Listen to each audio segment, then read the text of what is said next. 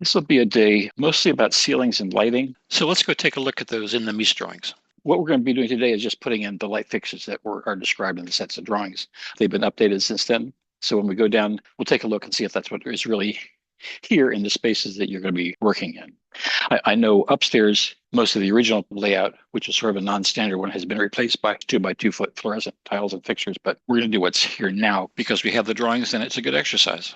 On the level 1 Plaza Level ceiling, placing a couple of hundred identical fixtures will be pretty easy. You just put one in here that's 3.5 feet in from that column line, 3.5 feet in from that column line, and copy it on across. You can do that one at a time, or you can do it in like 2 steps.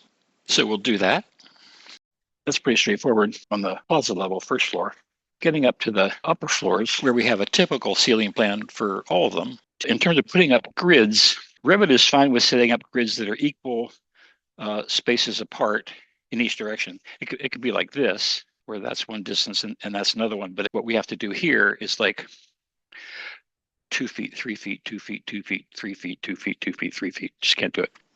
To make this kind of more involved hatch patterns, I've been using a program called Pyrevit, P-Y-R-E-V-I-T. And it's a free third-party set of utility programs that run inside Revit and give it functionality that Revit itself doesn't have. And I use that to create a pattern where this is 2 feet, this is 3 feet, and this is 2 feet. You can just draw that in Revit, and one of its little programs says make a hatch pattern from that. So then that can just be the hatch pattern for our ceiling. And then these are 3x3 foot recessed fluorescent fixtures, which I've never seen. They're not there now, but we'll put them in just for the experience. Here in the elevator lobby area, there's a different ceiling plane and different lighting fixtures here. It's a wall washers, shoot over at the walls through there at the elevator doors. And I don't know, we don't have these drawings to indicate whether the ceiling drops there for the elevator or goes up at the elevator lobby. I just don't know, but we'll assume for now that it's flat. And then when we go back down the 24th, we can note what that is and see what that looks like. I doubt that this will take us the whole time. I do want to start with a little bit of backtracking on these exterior walls. I'm going to open my class 11 one and rename it right away, save it as class 12, just so I can keep those all separate. And what I'd like to talk about, what happened when I mirrored this set of walls at 45 degrees to become these, I got some overlaps. The walls started to meet in the middle of the column. And here's what's going on here. When we do a wall, let me just pick a regular partition. Revit assumes that walls of the same type are going to want to join each other if they touch or even just get close. So if I draw a line like this, walls like that, and then drag this in, it's going to do this sort of joining. And the same thing if I come down towards the end and overlap a little bit, they're going to join even though they didn't meet exactly when I was creating them. And that's what happened over here. When I mirrored this guy, apparently the ends of these two were close enough that they thought it was one. They were supposed to be joined at the corner, and so they came and joined. So I want to show you how we prevent that from happening if that's not what we want to have happen. And each of the walls, let's pick this one, at its endpoint, you can right-click, and right now they're joining automatically. This little icon lets you toggle between having that end of the wall join with others or not join. This one tells you click here to unjoin this end. If you pick the wall and right-click its endpoint, the blue dot, we can say disallow join, at which point that does not merge with it, and then we can drag it back to here, and clicking it again would join them. Right-clicking it again would unjoin them. So down here, where I have these two overlapping, I can pick either one of them. Let's say this one, right-click the end and say disallow join. And then they won't, and I can drag this down to here. And I guess I do have to do both of them, disallow join. Drag it out. So you can control those if you want. And sometimes that could be two walls of different types that you want to make it clear that this is brick and this is something else, or this is existing and this is new construction, something like that. Disallowed join is the key there. So these walls actually weren't merging with the column when they behaved badly. They were joining with each other. What I'm going to do is change this wall here and the 4 glazed walls that it's hosting. And I would like that to copy all the way around the building. I don't have to do it over and over and over again every time I change something. So what I'm going to do is erase all except this one section. Make these 5 things a group, a wall plus 4 windows, and then copy the group around. And then whenever I edit one of them, all of them will update. Like if I need to make these upper windows higher, or I've got the mullions wrong or something or other, changing one of them will change all of them, which is very handy. So that's what I'm going to do. I'm just going to get rid of all these. Actually, I'm going to go, to make this easy, I'm going to go into my site plan and just window this whole group here. This whole group here. I've pinned the columns so they won't get selected. Oops, Control C.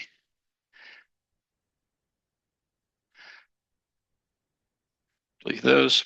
I could just go floor by floor by floor and change each end of each glazing system, not to join. I think what I'll do is fix this one and then copy it up to the floors above, so I only have to do the disallowed join on one section of glazing instead of 4 or worse, all 48. So I've got an exterior wall and a glass wall. I'll go back to level 2. I think I'll pick the wall itself. Actually, the wall itself is going in there. So I'm going to right-click this, go to disallow join, and drag its start point back to there, just to be very explicit about none of these guys joining each other. And there's that. I'm just going to do this anyhow. Disallow join. Okay, for that wall. And then I'm going to do the same thing for the glass wall. Select it, right-click on the button, disallow join. That's good. And then I'll do it down here. Select the thing, right-click the button, disallow join. Now, that's as much as we can do. We've told the column, don't join with anything. We've told the big wall and the glass wall not to join with anything. So I'll go back to my 3D view just so I can see it. Pick this, copy it, paste to selected levels, and it's on 2, so I'll do it to 3, Shift 4, Shift 5. Okay. And then this one I'll give another foot of height too. And now to make it so that if I update any of this, it'll update all the way around the building. I'm going to select, like, I guess I'll go into the site plan view is the one where I can see all these and not have to worry about picking something behind. Sometimes when you window in Revit like this, if there are things behind there, like furniture on the second floor, you'll pick them up as well, which you really don't want to do. So I'm going to go into the site plan view, which is a very useful view, and select these guys. So there's 5 of them, 1 wall plus 4 pieces of glazing. That's what that does down there when you've selected things. And then I'm going to use a tool. Now that we've done it, it's called Make Group, create a group. And we're going to call this exterior wall piece or section or module or something. Okay.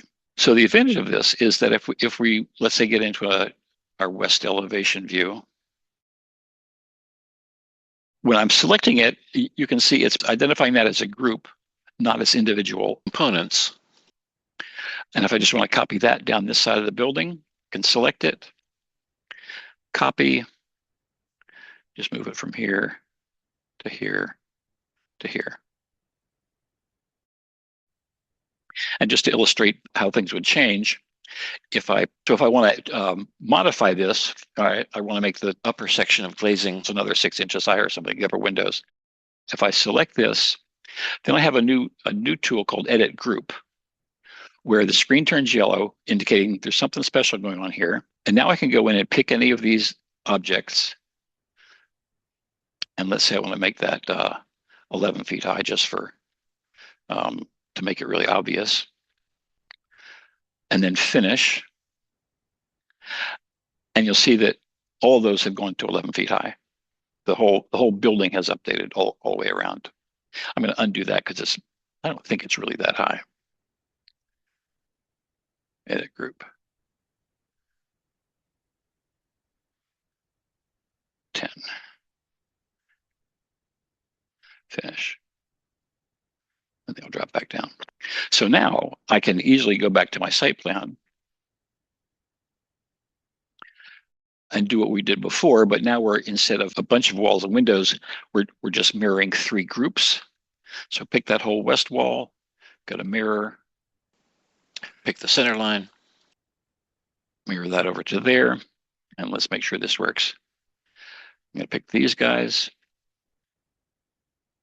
I'm going to mirror this way. So the mirror line is here, and these will just flip down from here to here.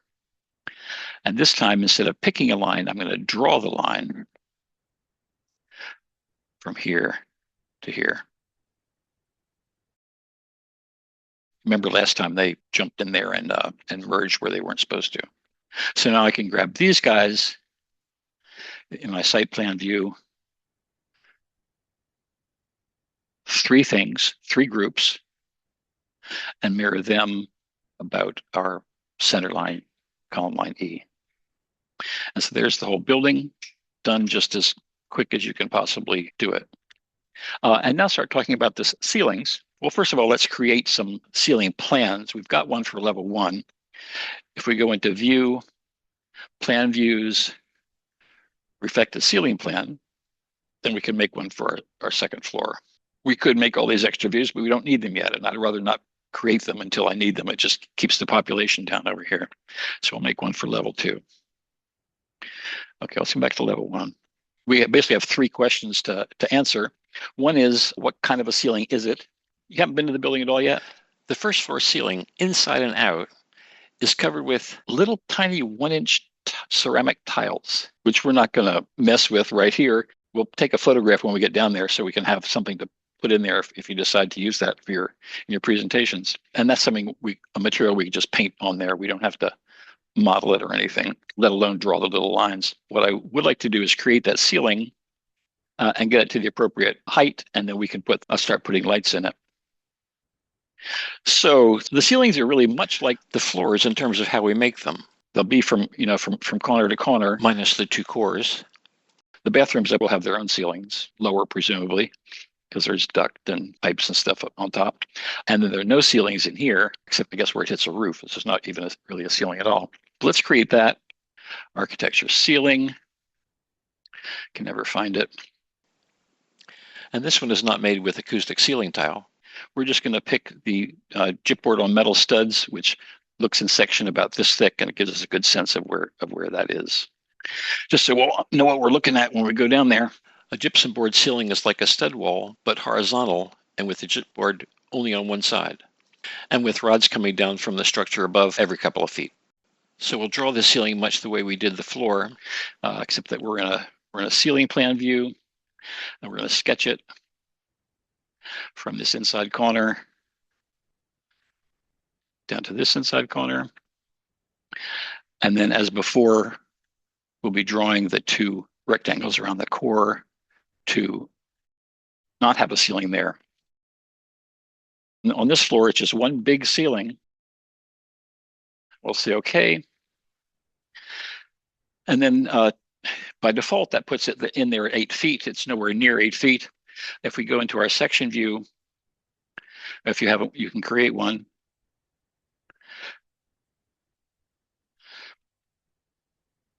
And you can see here's our wall coming down, and then on the other side of the building, and then here's the ceiling that we just made.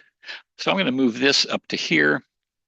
So this bottom corner to that bottom corner, and then from there move it up another inch. I've got some photographs from our last trip. So just pick it, move from the bottom to the bottom, and then we'll move it another inch. 1 inch. And that's almost exactly what it looks like once you get there. So if we just want to sort of get a sense of what that looks like, I'm just going to set up a camera view here in my first floor plan view, 3D view, camera.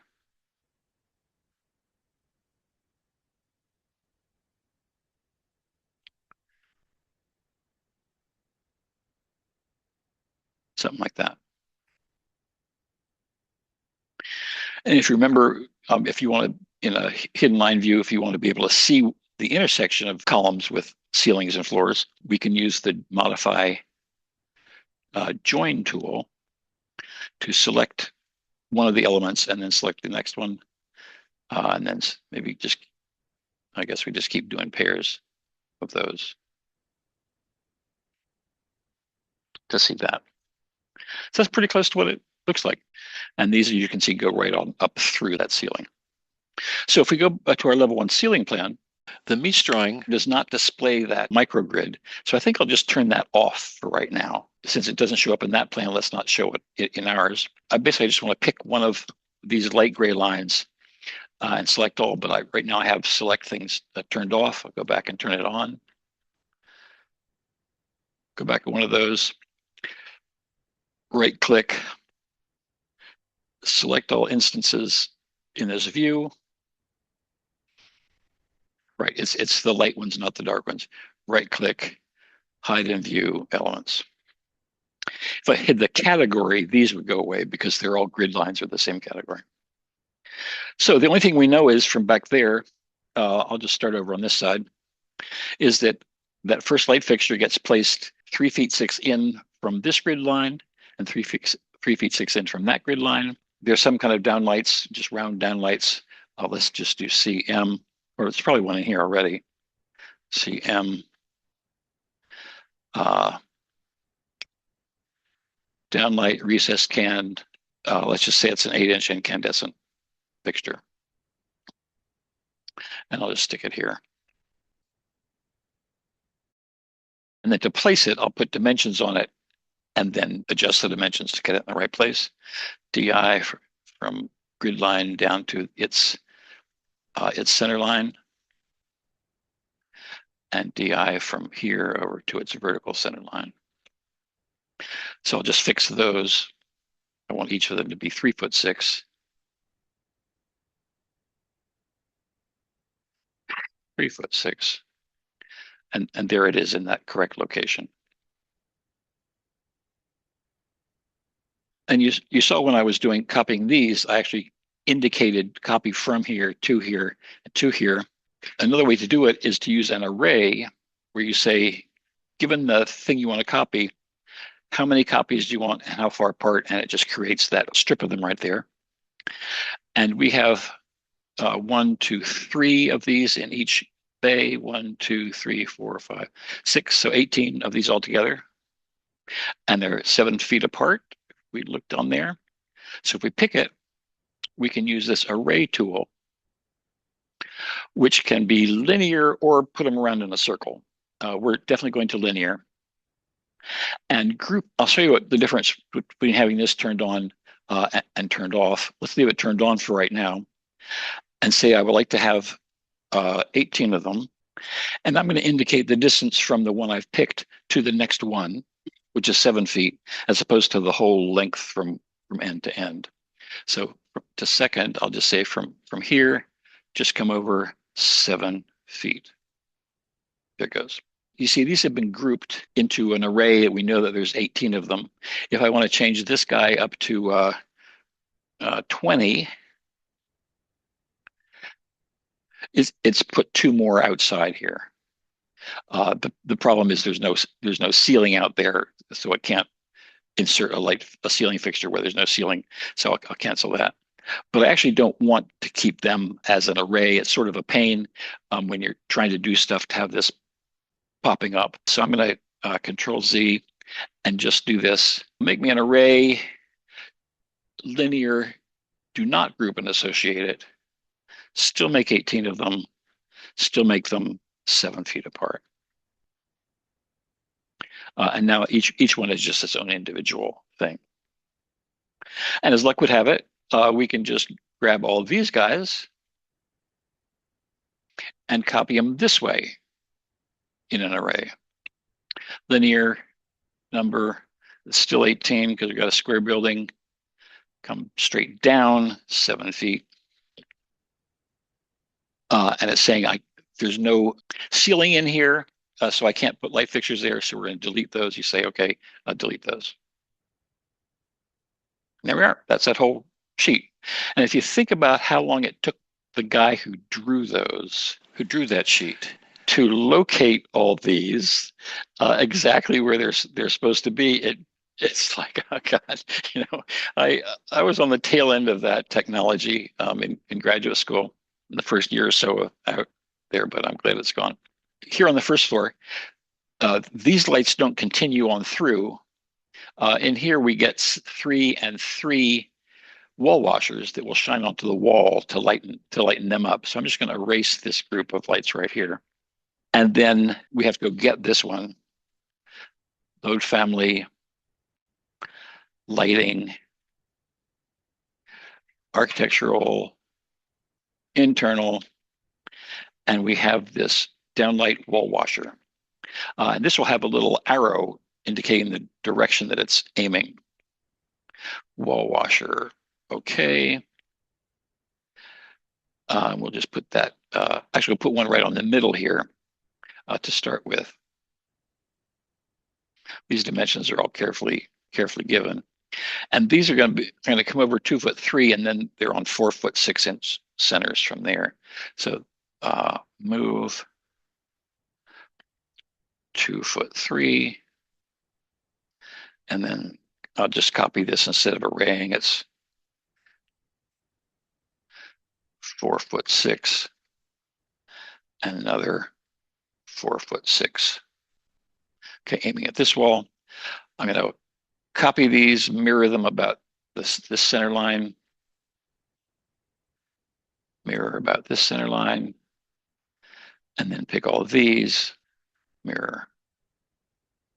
There we go. And I'm not sure just how far off they're not in line with these. I know they're inset a little bit, the dimensions back there.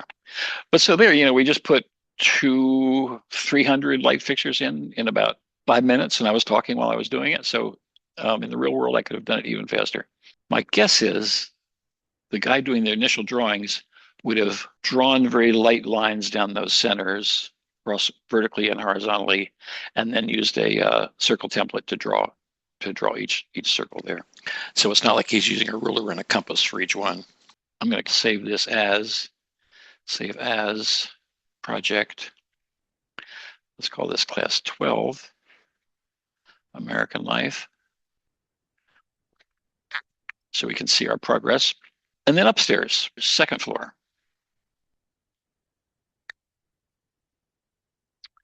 We'll start with doing the ceiling just the same way.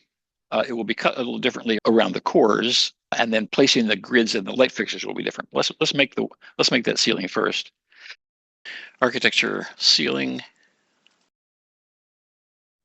I'm going to actually start with this 2x2 acoustic ceiling tile ceiling, and then edit type duplicate to make one that has this new arrangement of a 2-foot module, a 3-foot light fixture, and a 2-foot module.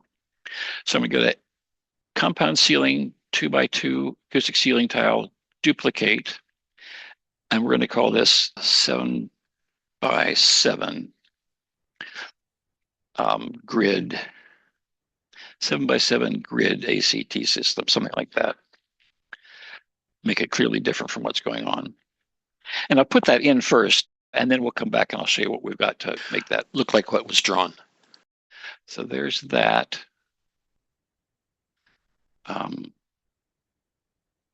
Okay, so we've created a new ceiling type.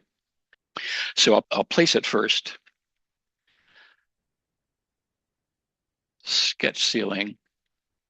Again, easy, we're going from corner, a rectangle from corner to corner. And then I'm just going to remove this whole area, both cores plus the space in between, because the elevator lobby has its own ceiling with different light fixtures and no grid in it, just a plain chipboard ceiling. So I'm just going to say, okay, there's that. And if we get it into a level 2 ceiling plan, which is where I should have been to start with, we can see that we've got that ceiling going on. That, however, is the wrong grid for us. As mentioned, this is doing a 2 by 2 foot grid.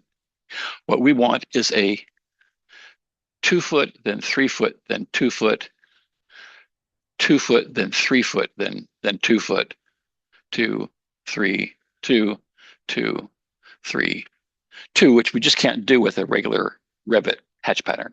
Just doesn't do it. So the program I mentioned called PyRevit lets me just draw this, just draw those lines in Revit, and then turn that into what repeats to create our hatch pattern. So you can sort of do anything you want that way. And I have downloaded to course content for week 7. There are 3 files there, these same ones that you can see on the handout. There's the pattern file and an image, and then an image with a BMP on it, a bump. So let's go over to 569.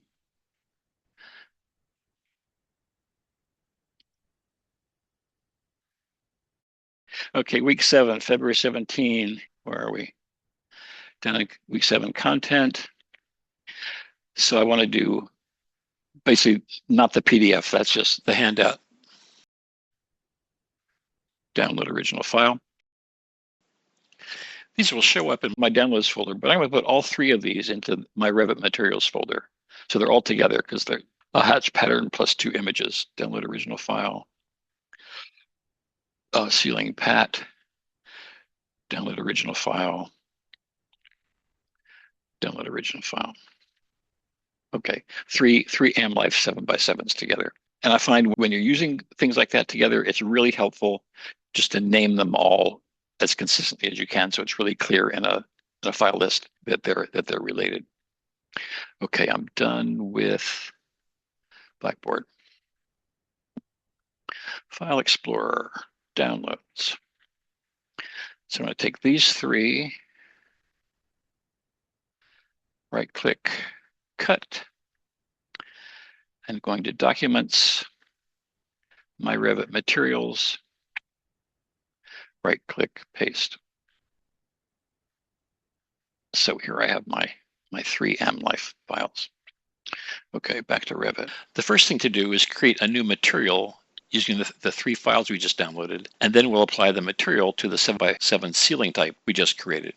So I'm going to use MM for materials, manage materials. I'm going to start with this acoustic ceiling tile just because it's approximately correct and has this kind of stuff the way we want it. I'm going to go down to create a new material by duplicating this material and its assets. So I'll be sort of working within a framework of whatever settings are here will be appropriate for what we're doing. Duplicate material and assets. We need to give it a useful name here. And I'm going to say acoustic ceiling tile 7 feet by 7 feet grid. So this is the new one that we're working on. And there are 2 things we have to set up. One is the line work for it, which is not the 2 by 2, but this one that I've drawn. So we'll pick pattern, and I will now import into this model the 7x7 grid pattern just downloaded. I've got this pattern, but now I need to actually create it as a Revit pattern in here. So we're in model, because it's actually model units. Pick this, and we're going to call this 7x7, and now we have to go into custom and go get it. So it's sort of a tedious process to get this thing. I'm going to browse over to my documents folder, my Revit materials, and the American Life 7x7 pattern. Okay. Okay. Okay. And now we're going to go get the image for it on the Appearance tab. You go to Appearance, and instead of the 2 by 2 image, we're going to pick right here. Here where we are in the ones that come from Autodesk. Mine are in Documents, my Revit Materials, and it's my American Life ceiling grid ceiling tile. And we can see these as thumbnails, just Oh, actually, I want to see the names of them better. The ceiling tile image. And then I'm also going to apply this little bump map, which is going to make it look as though just in the renderings, as if the T between them is recessed a little bit. It's actually flat, but when it renders, it looks like there's some extra relief in it. So we'll pick that, which is the bump map here, which is obviously easy to recognize if you've named everything consistently. And then lastly, we need to say how big these are. They're not a foot by a foot, but this distance here on both of these corresponds to, on this one, it corresponds to 7 feet, 7 feet, 7 feet, and 7 feet, 2, 3, and 2. Done. And also on this image, that size is 7 feet by 7 feet. Done. And if we open this up a little bit. Okay, so we've made the material called 7 by 7 grid. Apply. Okay, and now we have to update the properties of our ceiling type to tell it to use this material. So tab to pick. Let me just pick the ceiling that way. I can. Edit type, structure edit. And all we have to do here is to change the material from the acoustic ceiling tile material to our acoustic ceiling tile 7 by 7 grid material. Okay, apply. And you can see that all changed from the 2 by 2 to the 2, 3, 2, 2, 3, 2, 1. Okay, the question now is here's our. Let me turn off these little guys again.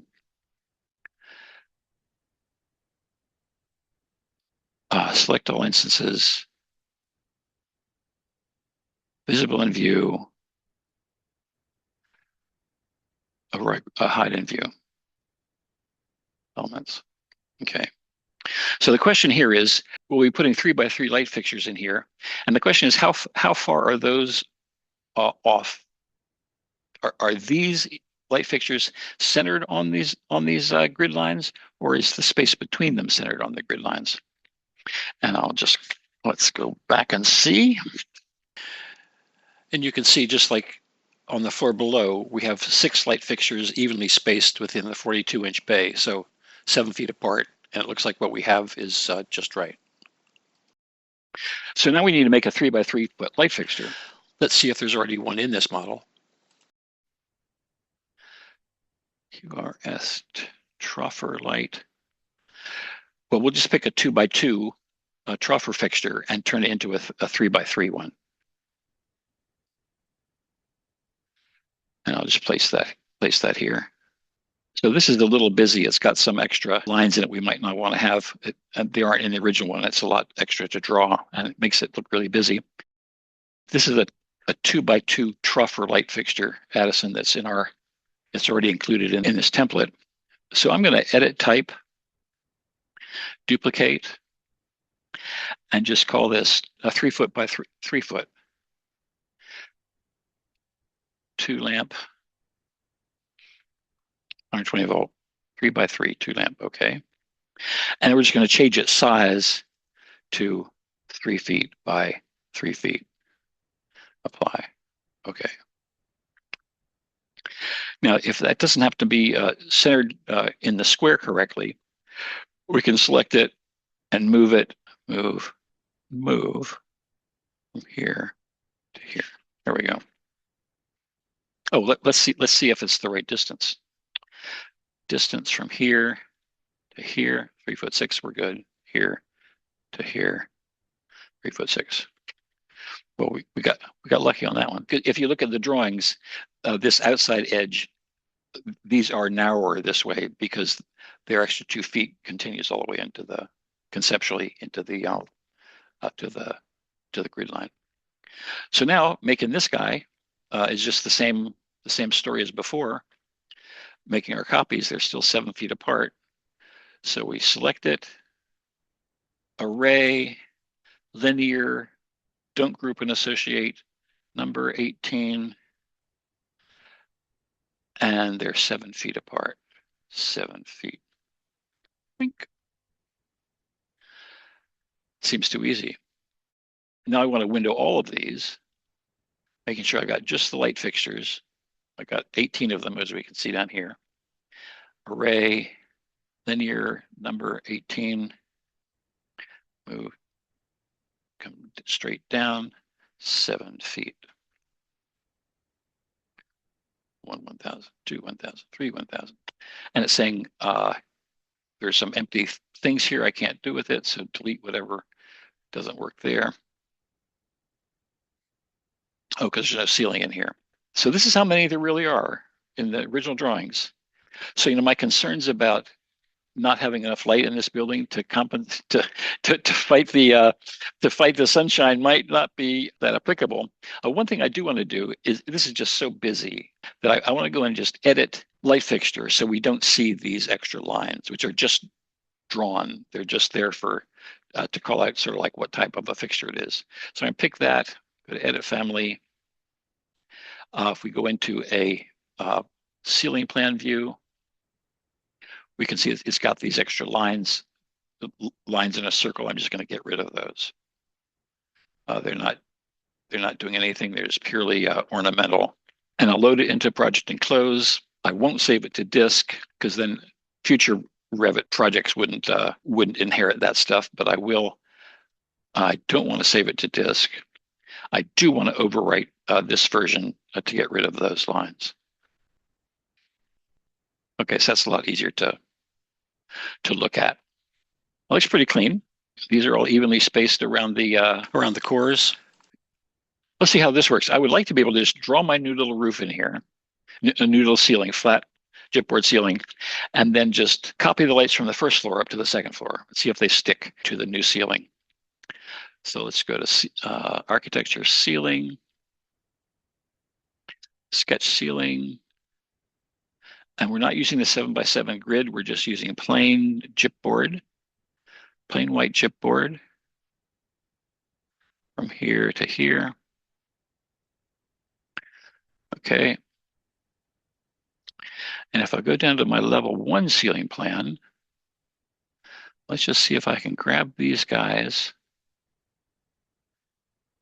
copy, paste, aligned to second floor. Can't place insert outside of hosts. The elements will be copied. Okay, well, I'll have to just go in and redo these then upstairs. So washer. We'll do these the exact same way as downstairs. Move 2'6", 2'3". Copy 4'6", 4'6". Mirror these about this center line. Mirror all 6 of them about this center line. Somebody drawing this, it would be like a day on each sheet, 2 days. And then Mies decides, no, I like to move them all over 3 feet or something rather than just start again. But if you just want things to go up fast, this is a pretty good way to do it. I'm going to wait till Thursday to deal with the heavy duty exterior curtain wall surrounding this whole downstairs lobby, just like 14 feet or so in from the columns. And then on the upper floors, there's an interior glass wall, floor to ceiling, pretty nice looking. Anyway, so there's that to do. Let me show you something that I worked out for Jolie over the last couple of days. She has a building downtown that she wants that curvy trellis thing going through. That's hanging up in the other room. I'm thinking what we look at here might apply to your projects as well on a smaller scale. But what she wanted was a roof structure bounded by 2 curves like this in the front and the back of the building, and a trellisy kind of thing here that would penetrate the building. It's going, I can't even draw it, but you saw it hanging up there. That's sort of what we're trying to do. And see if this might inform or inspire your thoughts about curvilinear forms for your studio project. I regret that so far we've dealt with Revit as a tool for fairly orthogonal objects, that kind of stuff, and it's really a lot more flexible than that. So let me show you what that would involve. And I think I won't do it on this project right here. I'll save this, Control S, and we'll start a new file. I just like going to the residential default because it doesn't have a lot of stuff built into it there. That's all I want to see. So I'm just going to do just a simple building with a slope roof, like 2 stories high, and then this sort of thing going through it. Wall.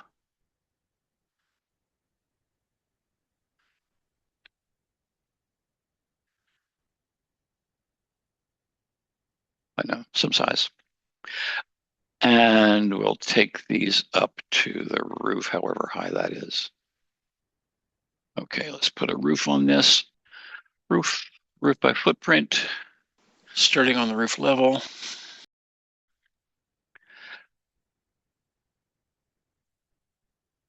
Make it that big. We'll give a little overhang for excitement.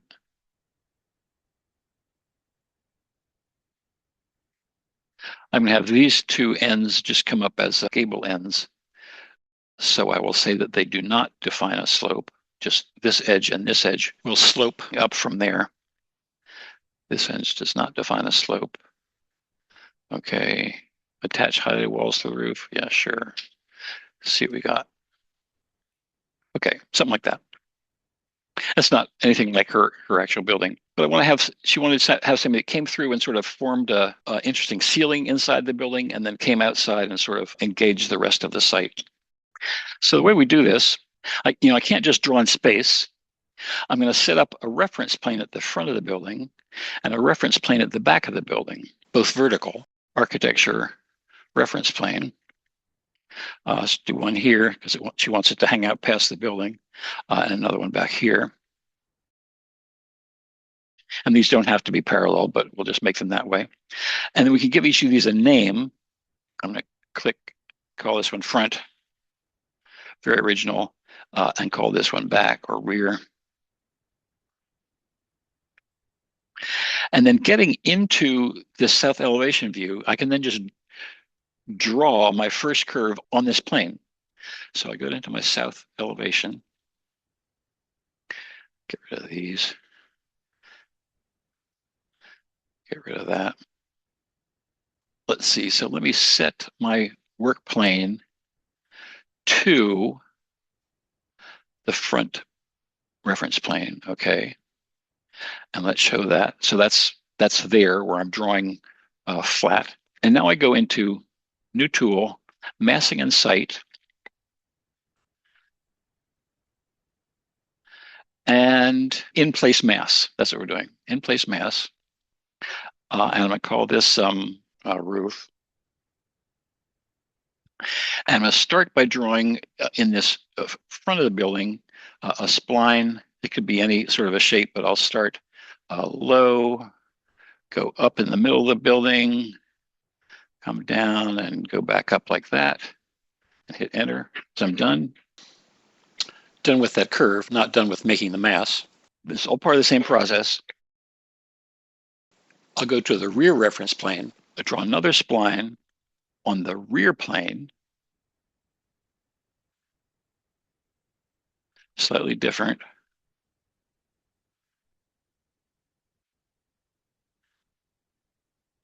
Enter. Okay. And now I go into a 3D view. Pick this one, pick this one. Oh, and create form. That's what I have to do. I get the sequence out of here, but I have to create this form first. Solid form, and then finish mass. Okay. So there's that shape that will give form to the trellis. Now I can go into architecture, roof by face, pick the sloped glazing and pick this guy and say create roof. At this point, that doesn't have any millions on it yet. So we'll go to edit type, slope glazing, edit type, duplicate, roof, glazing. And I'm going to say, here's where I apply the millions. I'm just going to pick some of these right now so they're all the same size.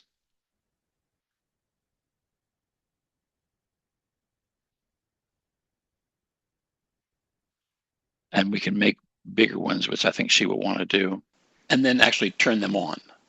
Layout, here we go. No layout. I want to do a fixed number going up this way and a fixed number going the other way. Let's just say that they're both going to be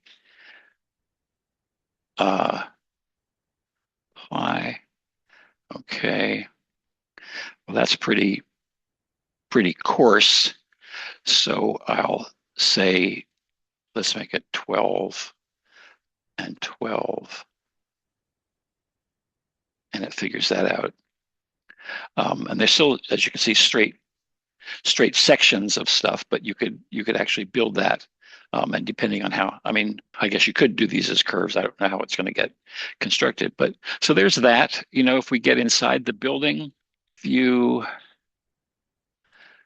3D view, camera, look that way. You know, so there's that coming through her space, coming in through the ceiling, whatever that happens to be. So if you've been working with any sort of curvilinear forms with Keith, there's probably a way to make that start to happen in Revit. Just be sort of clear about what your end result is. I would love to help figure that out, whatever they are. All of them involve creating a conceptual mass, which could be any sort of shape, and then applying a Revit component to it, ceiling, wall, in-place component, whether the material will be wood or carpet or glass or whatever. If you can think of it, we can do it. I guess that's what I would like to leave you with.